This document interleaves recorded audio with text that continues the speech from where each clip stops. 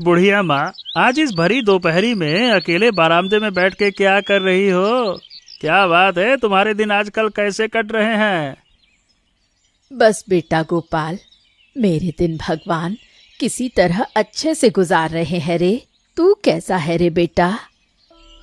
मैं बहुत ही अच्छा हूँ बुढ़िया माँ। वैसे तुम्हारे बगीचे में वो बड़े बड़े बैगन अगर तुम खुद बाजार जाकर बेचती तो बड़ा अच्छा होता।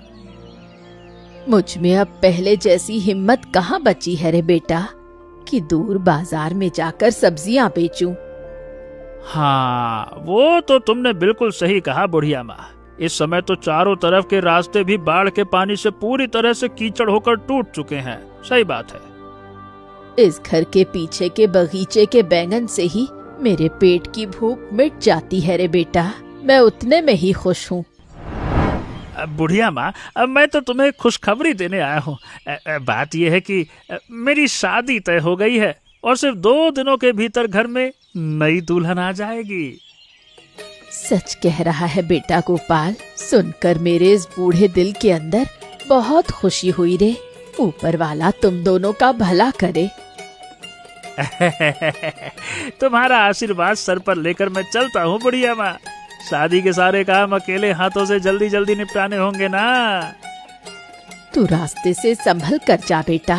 तेरे घर की नई दुल्हन लक्ष्मी जैसी अच्छे दिल की इंसान हो।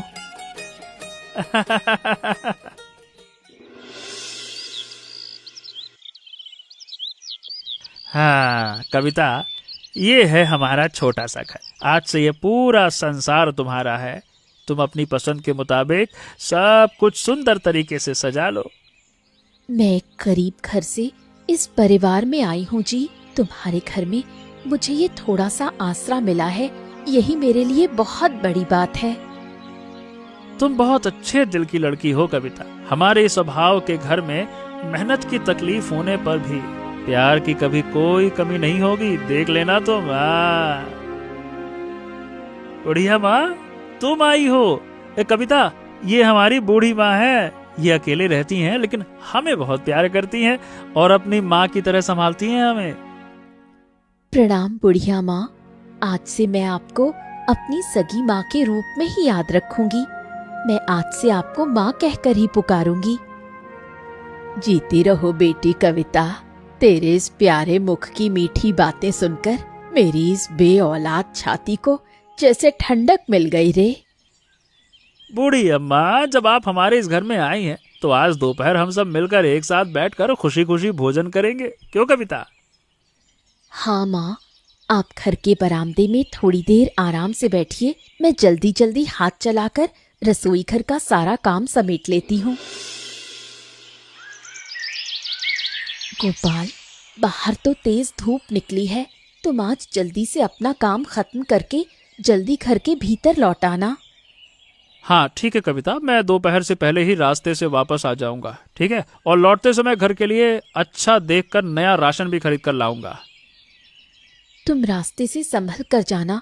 तुम काम पर चले जाओगे तो मैं उस तरफ के मोहल्ले में हमारी बुढ़िया माँ से थोड़ी मुलाकात करने जा रही हूँ।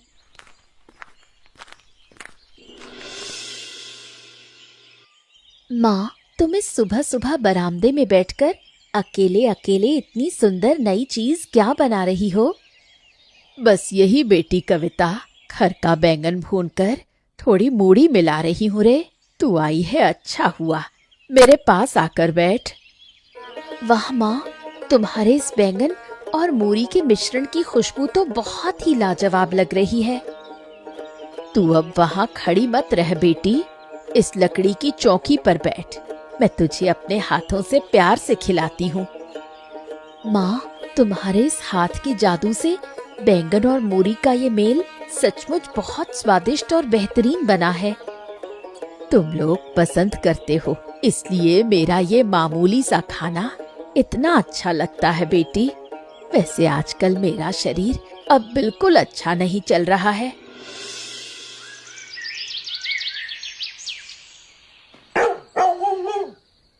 गोपाल, आज बाजार में दिहाड़ी मजदूर के काम के क्या हालात दिखे जी। हमारे घर का खर्च क्या ठीक से चल पाएगा? हाँ, मेहनत का काम तो बहुत कम है कविता। चारों तरफ के लोग आजकल अब पहले की तरह पैसे देकर नए सिरे से किसी मजदूर को काम पर रखना ही नहीं चाह रहे हैं। लोगों के खेतों में इस तरह आखिर कब तक मेहनत करोगे जी? वैसे तुम्हें एक चिंता की बात आज खुलकर बताती हूँ। क्या बात है कविता? क्या हमारे इस मोहल्ले में कोई नई समस्या खड़ी हो गई क्या? बताओ, मुझे साफ साफ खुलकर बताओ, क्या बात है? हमारी बुढ़िया माँ उम्र की वजह से धीरे धीरे बीमार पड़ती जा रही है जी। वो अकेले अपने खाने पीने का इंतजाम भी ठीक से नहीं कर पा रही है। अरे वो तो तुमने बिल्कुल सच कहा कविता। उनका तो इस दुनिया में अब कोई इंसान या देखभाल करने जैसा अपना कोई बचा ही नहीं है। आज दोपहर मैंने बुढ़िया माँ के पास उनके अपने हाथ से बना भुना बैंगन और मूरी खाया था जी। स्वाद सचमुच लाजवाब था। हैं? अरे बूढ़ी माँ के उस भुने बैगन और मूरी का स्वाद तो इस पूरे गांव का हर एक इंसान एक ही नाम से जानता है। बहुत अच्छा स्वाद बूढ़ी माँ के हाथ का। वैसे मेरे दिमाग में एक नया विचार आया है। इस बेहतरीन बैंगन और मूरी के स्वाद को हम पूरे गांव में जल्दी से फैला देंगे। पूरे गांव में फैला देगी? लेकिन कविता, ये साधारण सा खाना गांव के दूसरे आम लोग भला हमसे नए सिरे से क्यों खरीद कर खाएंगे, बताओ? इससे हमारी बुढ़िया माँ का अच्छा मुनाफा होगा और इसके साथ ही गांव के जो गरीब दुखिया लोग हैं उनकी भी हम आसानी से मदद कर पाएंगे। तुम्हारे इस नए विचार की बात सुनकर मेरे दिल में भी हिम्मत आ गई है कविता। ठीक है, कल सुबह ही हम बुढ़िया माँ के घर जाएंगे। ठीक है। बूढ़ी माँ, हम दोनों मिलकर तुम्हारे इस अभाव भरे जीवन की तकलीफ को दूर करने के लिए एक नए उपाय के बारे में सोच रहे हैं।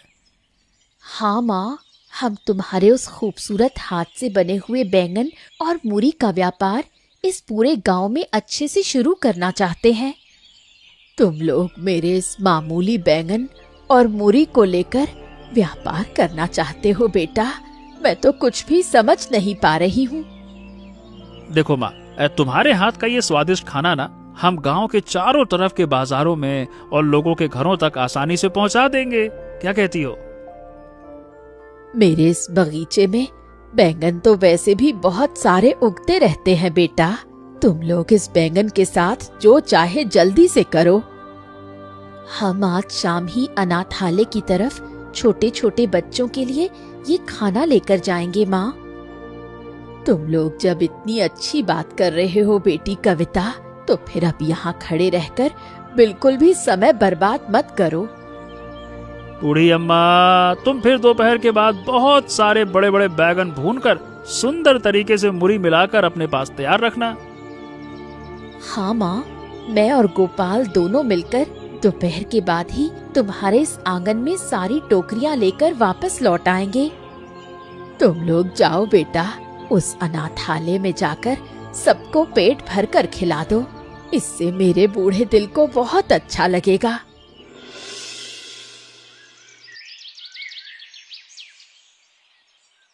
कविता बेटी, तू उस कोने के छोटे बच्चों की कटोरी में थोड़ा सा और ज्यादा बैंगन और मूरी डाल दे। हाँ माँ, मैं सबको अपने हाथों से दे रही हूँ। लेकिन माँ, उस दूर कोने के पेड़ के नीचे वैसे वो भद्र पुरुष कौन बैठे हैं? बेटा विक्रम, तुम इस अनाथालय के एक कोने में ऐसा उदास चेहरा लिए क्यों बैठे हो बेटा? नमस्कार माँ।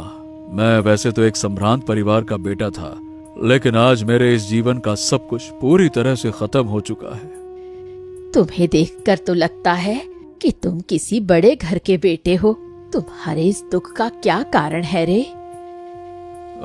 मेरी अपनी कहने को तो बहुत सारी धन संपत्ति और इमारतें थी माँ, लेकिन अपने ही लोगों के घोर लालच की वजह से आज मैं अकेला हूँ।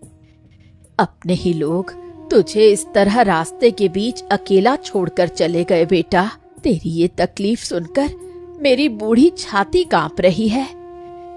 हाँ माँ, इसीलिए मैंने अपनी सारी संपत्ति इस अनाथालय को दान कर दी है और अब रास्ते पर अकेले जीवन बिताने का फैसला किया है।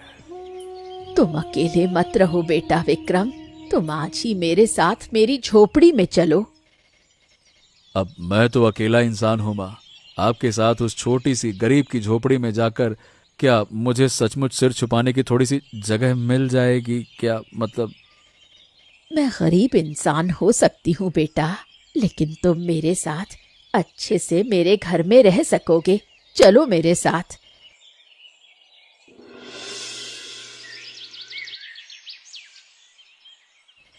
ओए बुढ़िया माँ, ये बताओ तुम इस नए इंसान को रास्ते से साथ लेकर तो आ गई हो, लेकिन अपनी उस छोटी सी झोपड़ी में इन्हें रखोगी कैसे? बेटा गोपाल, विक्रम अच्छे घर का बेटा होकर भी आज इस दुनिया में पूरी तरह अकेला हो गया है। ये रास्ते के किनारे बैठा था। हो, इनकी इस मुसीबत की बात सुनकर मेरे अपने दिल के भीतर भी बहुत दुख हो रहा है। सही बताऊं बूढ़ी अम्मा, इनके रहने का एक अच्छा इंतजाम होना तो जरूरी है। बेटा, मेरी इस टूटी झोपड़ी में एक इंसान के सोने की जगह भी बाकी नहीं बची है। तुम लोग अगर कोई नया उपाय निकालो। बूढ़ी अम्मा, तुम विक्रम भैया को लेकर अब और चिंता मत करो, तुम बल्कि इन्हें जल्दी से हमारे घर भेज दो। तुम लोगों के अपने घर में भी तो अभाव है, उतने छोटे घर में तुम लोग इस इंसान को कैसे आसरा दोगे बेटा? अरे हमारे घर में जैसे भी हो एक इंतजाम तो हो जाएगा। हाँ, अरे एक कमरा है बूढ़ी अम्मा, ये बल्कि आज रात ही हमारे यहाँ रह लें, कोई दिक्कत नहीं है, आज से ही रहना शुरू कर दें। हाँ बुढ़िया माँ, गोपाल ने बिल्कुल सच्ची बात कही है। विक्रम भैया हमारे बड़े भाई की तरह है, इनकी देखभाल की सारी जिम्मेदारी आज से हमारी है। विक्रम भैया, अब एक काम करो, आप इस खुले आंगन में खड़े रहकर वक्त मत गवाइए, चलिए, अरे चलिए हमारे घर की तरफ चलिए, आपकी एकदम मेहमान नवाजी करते हैं, आइए। अब तुम लोगों की ये दया और मेहमान नवाजी देखकर मेरे अपने दिल के भीतर का सारा पुराना दर्द एक ही बार में धुल गया गोपाल भाई।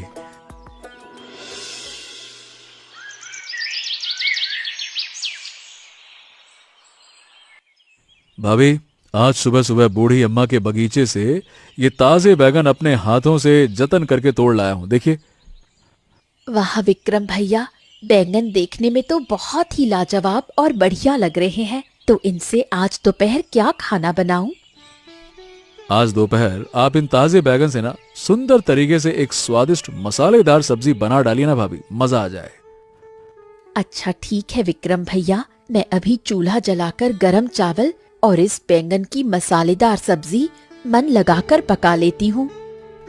गोपाल, क्या भाई तुम्हारी खेती की हालात क्या चल रहे हैं?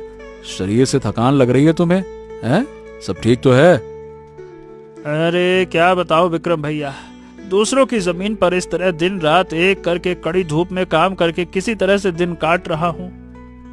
क्या दूसरों की जमीन पर मेहनत का काम करके क्या हमारे इस अभाव भरे परिवार का खर्च ठीक से चलाना मुमकिन हो पा रहा है भाई? अरे बस किसी तरह से पेट की भूख मिट रही है विक्रम भैया, इसी तरह हमारा ये गरीब परिवार किसी न किसी उपाय से चल रहा है। तुम अपने दिल को इस तरह और कमजोर मत करो गोपाल। मेहनती इंसान की किस्मत का पहिया हमेशा एक ही ढर्रे पर नहीं घूमता, ठीक है?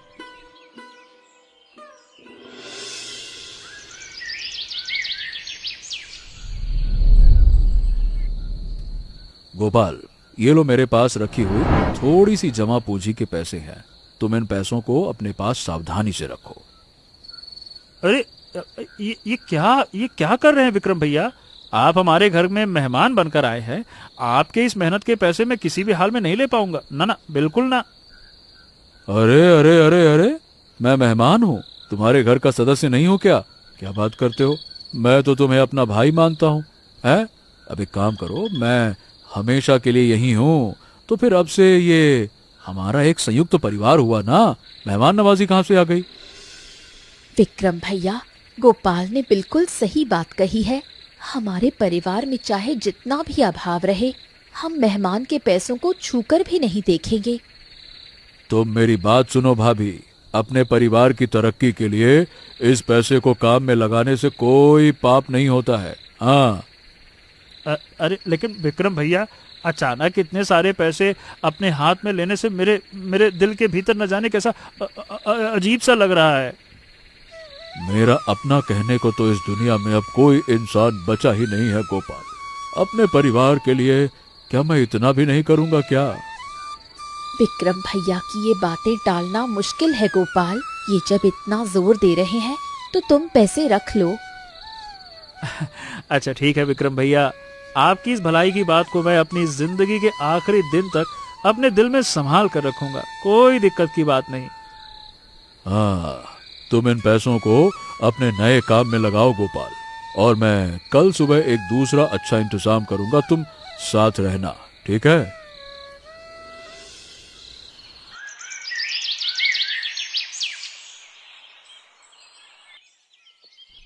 बूढ़ी माँ, आज सुबह सुबह हम दोनों मिलकर आपके इस अभाव भरे जीवन को दूर करने के लिए एक नया प्रस्ताव लेकर आए हैं। बेटा विक्रम, तुम लोग कौन से व्यापार की बात कर रहे हो? मैं तो कुछ भी नहीं समझ पा रही हूँ। देखो, आपके इस पीछे के छोटे से बगीचे के सारे ताजे बैगन अब हम सीधे बड़े शहर के बड़े बाजार में ले जाकर बेचने की बात सोच रहे हैं, क्या कहती हो? मेरे इस बगीचे के बैंगन गांव के लोगों के अलावा शहर के किसी इंसान ने आंख खोलकर भी नहीं देखे बेटा। आप तनिक भी चिंता मत कीजिए अम्मा। हाँ, अरे शहर में विक्रम भैया के अच्छे अच्छे नए परिचित लोग हैं, वो सब इंतजाम कर देंगे। हाँ बूढ़ी माँ, मैं और गोपाल भैया दोनों मिलकर खेत के सारे बैगन जल्दी से तोड़कर शहर की बड़ी मंडी में अच्छे दामों में बेच देंगे। तुम लोग जब इतनी बात कर रहे हो बेटा, तो मेरे इस बगीचे के सारे ताजे बैंगन तुम लोग अपने हाथों से तोड़ कर ले जाओ। हाँ, तो फिर अब यहाँ खड़े रहकर समय बेकार करने से कोई फायदा नहीं, क्यों विक्रम भैया? चलिए हम दोनों मिलकर टोकरियां ले आते हैं। हाँ गोपाल, चलो जल्दी से हाथ चलाकर बगीचे के सारे बड़े बड़े बैगन तोड़कर जूट की बोरियों के भीतर सावधानी से समेट लेते हैं, माने कि भर देते हैं। चलो। तुम लोग नेक दिल से मेहनत कर रहे हो बेटा, ऊपर वाला तुम्हें कामयाब करेगा। तुम लोग संभल कर शहर जाओ। बूढ़ी अम्मा, अरे बूढ़ी अम्मा अरे जल्दी से अपने कमरे से बाहर आकर देखो, हम आज शहर से कितना मुनाफा कमा कर लौटे हैं, देखो। ये देखिए बूढ़ी अम्मा, शहर के बड़े आढ़त के मालिक आपके बगीचे के ताजे बैगन देखकर खुश हो गए और ये पैसे दिए हैं हमें। ये क्या बात कर रहे हो बेटा? विक्रम, मेरे इस मामूली बैंगन को बेचकर इतने सारे पैसे एक साथ मिल सकते हैं? मुझे तो यकीन ही नहीं हो रहा। हाँ बूढ़ी अम्मा, शहर के लोगों ने हमारे इस बिना जहर के ताजे बैगन की कद्र की है। विक्रम भैया की बुद्धिमानी से ही आज इतना बड़ा मुनाफा हुआ है। तुम लोगों ने आज मेरे इस अंधेरे से भरे संसार में कितनी बड़ी उम्मीद की रोशनी जगा दी। मेरी जिंदगी में खुशियों के दिन लौटा दिए बेटा।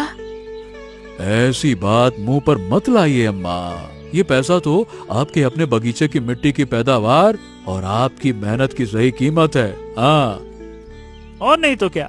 अरे अगर हम इसी तरह से हर हफ्ते शहर के बाजार में बैगन पहुंचा सके ना, तो हमारे दिन तो बहुत जल्दी बदल जाएंगे अम्मा। तुम दोनों भाई मिलकर मेरे इस बुढ़ापे का सहारा बनकर मेरे पास आकर खड़े हो गए बेटा। मेरी आंखें तृप्त हो गई। आप इन खुशी के पैसों को अपने जूट के थैले के भीतर बढ़िया जतन से संभाल कर रखिए अम्मा, हमें कल के काम की नई तैयारी करनी होगी। चलो भाई गोपाल, आओ आओ। माँ, पिछले कुछ दिनों के बैंगन की बिक्री का हिसाब देखकर मेरे अंदर एक विचार ने जन्म लिया है। किस विचार की बात कर रही है बेटी कविता? हमारे इस नए व्यापार के मुनाफे को लेकर क्या सोच रही है? खुलकर बता। बैंगन की बिक्री के मुनाफे का आधा पैसा अगर हम उस अनाथालय के छोटे छोटे बच्चों के लिए दान कर दें तो कैसा रहेगा माँ? तूने बहुत ही सच्ची बात कही है बेटी कविता।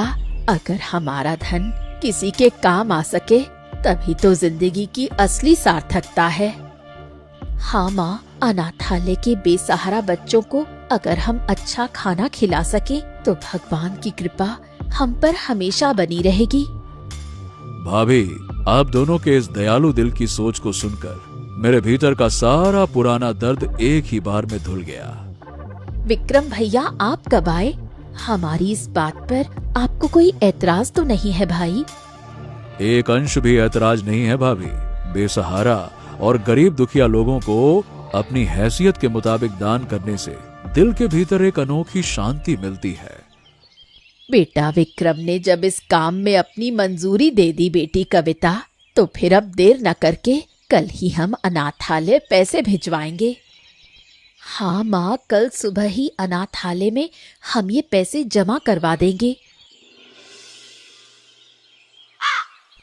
विक्रम भैया, हम दोनों मिलकर बाजार में ना अच्छा मुनाफा कमाकर आज इस गांव की धरती पर कितनी नई खेती की जमीन खरीद पाए। हाँ गोपाल, इस नई खरीदी हुई जमीन की उपजाऊ मिट्टी में हम अब से चारों तरफ सिर्फ ताजे बैगन की ही खेती शुरू करेंगे। हमारी इस अपनी नई जमीन पर दिन रात मेहनत करके शहर के बाजार में फिर कभी बैगन की कोई कमी नहीं होने देंगे भैया, है ना? हाँ, और नहीं तो क्या। हम ईमानदारी की राह पर दोनों मिलकर एक साथ मेहनत कर रहे हैं, इसीलिए ऊपर वाले ने हमारे इस नए काम में अच्छा मुनाफा और नई रफ्तार दी है भाई। शहर के बड़े बड़े व्यापारी तो अब हमारे इस बगीचे से सीधे आकर सारे बैगन एक साथ ही खरीद कर ले जा रहे हैं। हाँ गोपाल। अरे, खुद की मेहनत की फसल से जब इस गांव के चारों तरफ का अभाव दूर होना शुरू हुआ है, तो हमें और भी मन लगाकर मेहनत करनी होगी। हाँ, चलिए विक्रम भैया, दोपहर की तेज धूप चढ़ने से पहले हम इस नई जमीन के चारों तरफ की मेड़ कुदाल से सुंदर तरीके से काट लेते हैं। चलिए। हाँ भाई, हाँ हाँ, चलो चलो, जल्दी से हाथ चलाओ। आज शाम को शहर के फिर नए खरीदार हमारी खेती की पैदावार देखने के लिए आएंगे। चलो। ओ बूढ़ी अम्मा, आज से तुम्हें उस पुराने टूटे घर में अकेले रहना नहीं पड़ेगा। तुम आज से हमारे इस नए और बड़े घर में रहोगी। हाँ। ये क्या कह रहा है बेटा गोपाल? इस गरीब बुढ़िया के लिए इतनी आलीशान इमारत, इसकी क्या जरूरत थी? माँ, आप ऐसी बातें मत कीजिए। आपकी उस बगीचे के बैंगन की बदौलत ही आज हम इतनी तरक्की कर सके, इतनी खुशियाँ हासिल कर सके। हाँ बूढ़ी माँ, अरे तुम अगर उस दिन अपने बगीचे के सारे बैगन हमारे हाथों में ना सौंपती ना, तो हमारा ये खुशी का दिन कभी आता ही नहीं। क्यों विक्रम भैया? और नहीं तो क्या। और बूढ़ी अम्मा के उसी बैगन और मुरी के मिश्रण की बदौलत ही तो आज मैं तुम लोगों के इस अपने परिवार के साथ जुड़ पाया हूँ। क्यों अम्मा? तुम सबने मिलकर मुझे अपनी माँ जैसा इतना बड़ा सम्मान और प्यार दिया बेटा। ये गरीब बुढ़िया तो धन्य हो गई। माँ, चलिए, अब इस खुले आंगन में खड़े रहकर बातें बढ़ाने से कोई फायदा नहीं। कमरे के भीतर आपके लिए बिस्तर सुंदर तरीके से सजा कर रखा है। हाँ बूढ़ी माँ, अब से हम चारों मिलकर एक ही छत के नीचे एक सुख से भरे नए परिवार की तरह हमेशा रहेंगे, हंसते हंसते। हमारा ये खूबसूरत एकता और ईमानदारी का बंधन इस परिवार में जिंदगी भर ऐसे ही अटूट और परम शांति के साथ बना रहे।